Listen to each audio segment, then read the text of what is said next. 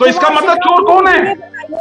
कुमार श्रीकांत जी, क्या मुझे ये बताइए कि जो मोदी जी कहते हैं कि ना खाऊंगा ना खाने दूंगा, जो ईमानदार सरकार है और भ्रष्टाचार के विरोधी सरकार है, आज उसी सरकार पर इस तरीके के आरोप क्यों लग रहे हैं अदानी की वजह से? अदानी उनका जो मोदी सरकार का प्यारा बेटा कथाकथित रूप से माना जाता है, आज उसी की वजह से भ्रष्टाचार के आरोप इस बीजेपी सरकार पर लग रहे हैं। तो क्यों नहीं पल्ला झाड़ लेती है सरकार अदानी से?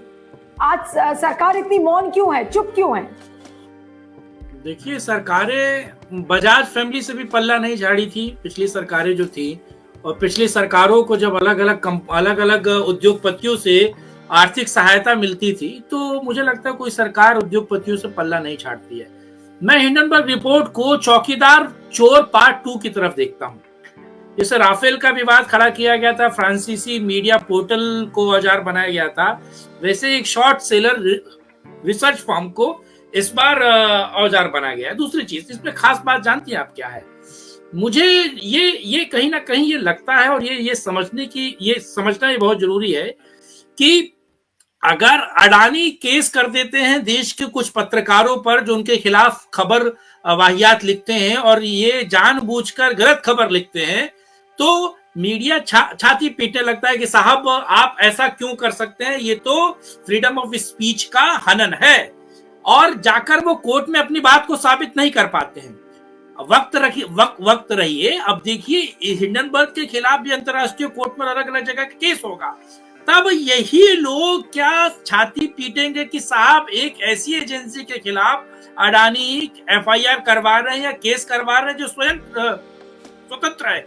अगर स्वतंत्र है तो 6 अलग अलग देशों में उसके खिलाफ एफआईआर क्यों हो रही है, उसके खिलाफ केस क्यों चल रहा है? अलग अलग स्टॉक एजेंसीज ने उसको क्यों बाहर कर रखा है, बैन कर रखा है?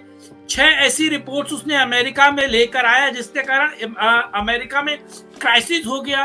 ट्रंप सरकार ने नहीं, इससे पिछले ओबामा सरकार ने उसे बैन किया था, और ट्रंप सरकार ने उस बैन को लगातार बनाए रखा, अभी भी बैन है, अभी भी निकला नहीं है। देखिए, दूसरी चीज मैं इसमें बड़े पैमाने पर समझता हूं कि जब भी पार्लियामेंट का सेशन होता है, पार्लियामेंट के सेशन से जस्ट कुछ दिनों पहले ही तमाम ऐसी गतिविधियां और तमाम ऐसे ब्लंडर फैलाने की कोशिश की जाती है ताकि पार्लियामेंट ना चल पाए और देश की आर्थिक प्रगति को रोका जाए। ऐसे कानून जो देश की भलाई के लिए बने हैं, ऐसे कानून। कमेंट ले लेती हूँ, फिर सुनील जी के पास जाऊंगी लास्ट में। हाँ Bhatia ji, you want to just respond to what Kumar Shrikant is saying कि पार्लियामेंट शुरू होने से पहले एक सेंटेंस में अपनी बात खत्म कर दूंगा मैं। तो क्या किसका हाथ है इसमें? एक सेंटेंस में अपनी बात खत्म कर दूं, फिर भाटिया जी से रिस्पॉन्स ले लेती हूँ। हाँ भाटिया जी बोलिए। श्रीकांत जी, इतने बड़े फ्रॉड को पकड़ने के लिए और पार्लियामेंट को रोकने के लिए देश की जनता का 12.5 लाख करोड़ मिट्टी में नहीं मिलाया जाता। इतने बड़े स्कैंडल्स इस तरह से बाहर नहीं आते हैं। इसके पीछे अगर कॉन्स्पिरेसी है तो उसको एक्सपोज कीजिए, भागिए मत। प्रधानमंत्री के मुंह से एक शब्द नहीं निकलता, एक इंक्वायरी के ऊपर वो बात नहीं करते हैं जो सवेरे शाम गाना गाते थे, ना खाऊंगा ना खाने दूंगा, बहुत बड़ी बड़ी बातें आत्मनिर्भर की करते थे, रास्तों के नाम बदलते थे। ये अडानी के कारण कैसे सांप सूंघ गया उनको? अरे ये कोई और नहीं है, चौकीदार चोर है इसमें, और वही पकड़ा जाएगा अंत में। मत करिए, इन लोगों की दलाली करने की जरूरत इस पटल पे नहीं है। 12.5 लाख करोड़ इस जनता का स्वाह हो चुका है, हमें उसकी चिंता है, हमें अडानी की चिंता नहीं है। अडानी एक आया, 4 और आ जाएंगे कल। तो अपने आप ऐसे गुब्बारे नहीं चाहिए इस देश को, ऐसे गुब्बारे हमें इस देश में नहीं चाहिए। ऐसे गुब्बारे, ये सरकार का दलाल है, ये सरकार का दलाल है। मैं बहुत स्पष्ट शब्दों में कह रहा हूं, ये जो बबल फटा है ये ऐसे ही नहीं फटा। अरे 8 साल पहले 30 रुपए का शेयर 4200 रुपए, और उसके ऊपर आप लोन ले लेते हो। आप गुजरात अंबुजा और एसीसी को एक दिन आज खरीदते हो, कल उसको प्लेज करके 98,000 करोड़ लोन उठा लेते हो विदेशों से। अरे विदेश में स्टैंडर्ड चार्टर्ड को क्या समझते हैं आप?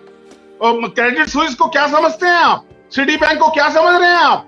आपके यहाँ बैठ के ये गाना गा देने से वो एजेंसियां फ्रॉड हो जाएंगी जिन्होंने बैन कर दिया हिंदुस्तान की एक कंपनी को, मुंह काला कर दिया हमारा।